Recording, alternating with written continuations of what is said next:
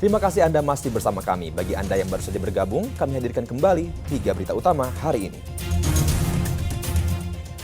Seorang santri salah satu pesantren di Bulukumba lapor polisi karena dianiaya kakak kelas. Rektorat Universitas Negeri Makassar membantah temuan polisi yang mengungkap keberadaan bunker narkoba dalam kampus.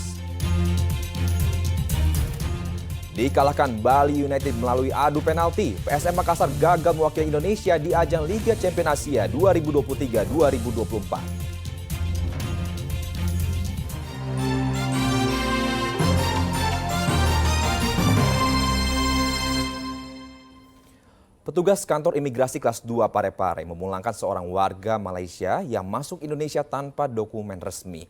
Keberadaan pemuda berusia 24 tahun itu diketahui saat ditolak mengurus kartu tanda penduduk di kantor Dinas Kependudukan dan Catatan Sipil Parepare. Muhammad bin Jamil diamankan petugas kantor imigrasi kelas 2 Kota Parepare karena tidak dilengkapi dokumen resmi. Warga Malaysia ini masuk Indonesia melalui jalur ilegal dari Sungai Nyamuk ke Nunukan sebelum berlayar ke Parepare melalui Pelabuhan Nusantara. Muhammad bin Jamil berbaur dengan penumpang kapal yang hendak mudik lebaran ke kampung halaman. Baik, yang bersangkutan bisa kita katakan masuk ke wilayah Indonesia tidak melalui tempat pemeriksaan imigrasi, kemudian tidak memiliki dokumen yang sah untuk berada di wilayah Indonesia, sehingga kami akan melakukan tindakan administrasi imigrasi yang berupa pengusiran dengan paksa atau deportasi. Adapun rencana deportasinya akan kami laksanakan pada hari Sabtu pada tanggal 10 Juni 2023 melalui Pelabuhan Nusantara, Kota Parepare menuju ke Pelabuhan Nunukan untuk kita kembalikan ke Tawau atau Malaysia. Sebenarnya dia terpaksa ke sini karena di Malaysia pun menurut pengakuan bersangkutan tidak memiliki dokumen lain untuk membuat paspor Malaysia, sehingga yang bersangkutan nekat melalui samping atau melalui tempat perlintasan ilegal Sungai Nyamuk untuk bertemu dengan orang tuanya yang dikatakan ibunya sedang sakit. Muhammad bin Jamil masuk Indonesia tanpa dokumen imigrasi karena hendak menjenguk ibunya yang sakit di Pinrang. Keberadaan pemuda berumur 24 tahun itu diketahui saat ditolak mengurus kartu tanda penduduk di kantor Dinas Kependudukan dan Catatan Sipil Kota Parepare. Tugas akhirnya melapor ke kantor imigrasi Kota Parepare. Sordi Gatang melaporkan dari Parepare. Evakuasi ratusan pengunjung menggunakan jalur darurat hingga evakuasi korban dari atas gedung menggunakan tali dilakukan saat simulasi kebakaran di mal. Tindakan ini digelar unit pemadam Kota Makassar bersama tim keamanan mal untuk melatih penanggulangan kebakaran di pusat perbelanjaan.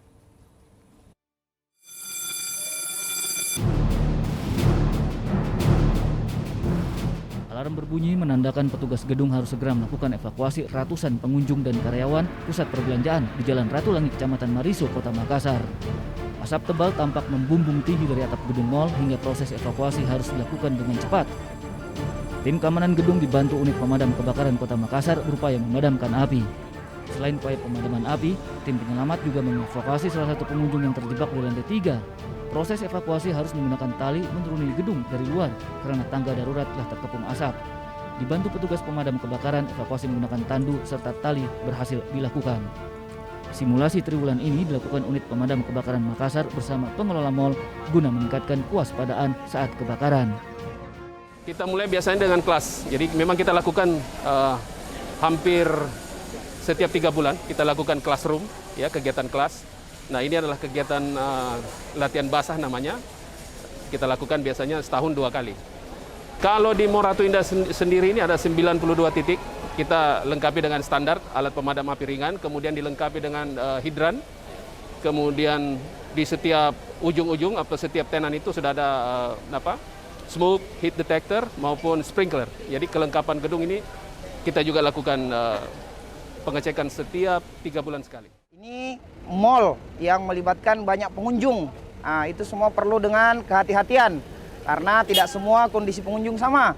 Ada anak-anak, ada yang notabene mungkin orang tua, terus ada yang mungkin sedang mengandung. Itu perlu perlakuan khusus dalam melakukan evakuasi simulasinya. Jadi informasinya ada korban yang notabene fraktur, dia dievakuasi menggunakan teknik luar gedung dengan menggunakan tali. Jadi informasinya tangga darurat sudah tidak bisa dilewati karena sudah asap memenuhi. Jadi harus dilakukan menggunakan evakuasi, menggunakan luar gedung dengan menggunakan tali. Simulasi ini untuk mengantisipasi kebakaran di mal. Sebelumnya sempat terjadi kebakaran di pusat perbelanjaan yang mengakibatkan belasan korban sesak nafas karena minimnya pengetahuan dasar pengelola mal terkait penanganan awal saat kebakaran. Andi Muhammad Sardi melaporkan dari Kota Makassar. Dari dunia sepak bola, saudara, Bali United akan mewakili Indonesia di ajang kualifikasi Liga Champions Asia 2023-2024. Serdadu Tridato menyingkirkan PSM Makassar pada babak playoff melalui adu penalti di Stadion Gelora B.J. Habibie, Parepare.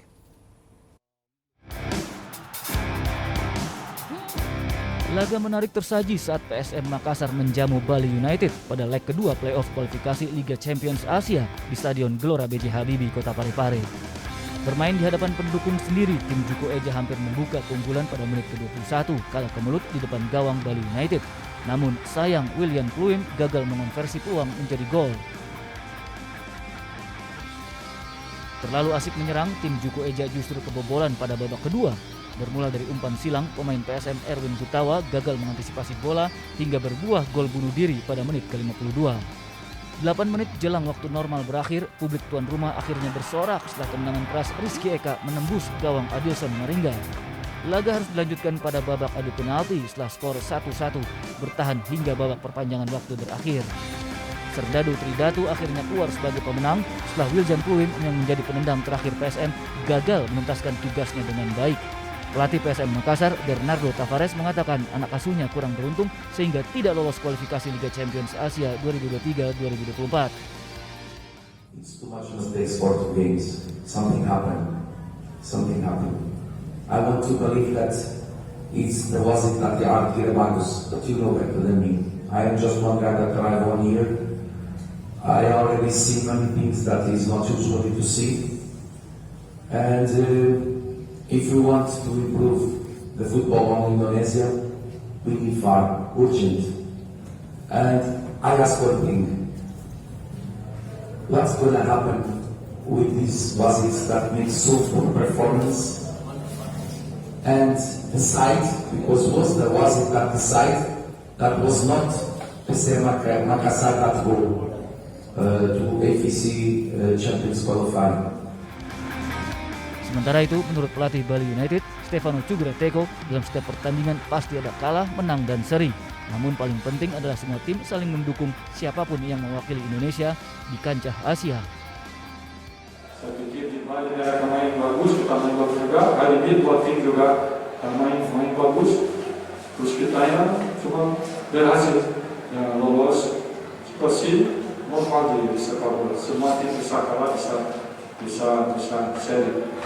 Terus yang paling penting sekarang seperti saya kita sebagai yang tim pakai bendera Indonesia sekarang semua harus support sepak bola FC, PSM FC, semua Indonesia harus support PSM. Kita main di Champions League, semua harus bantu kita buat kita punya semangat, buat kita punya prestasi di kompetisi internasional juga. Pertandingan yang berlangsung cukup keras itu diwarnai berbagai aksi protes dari pemain kedua kesebelasan kepada wasit. Dengan kemenangan ini, Bali United mewakili Indonesia pada ajang Liga Champions Asia 2023-2024. Sordi Gatang melaporkan dari Kota Parepare. Informasi tadi mengakhiri jumpa kita kali ini. Atas nama rekan yang bertugas, saya Mehdi Hairi mengucapkan terima kasih atas kebersamaan Anda. Selamat beraktivitas dan sampai jumpa.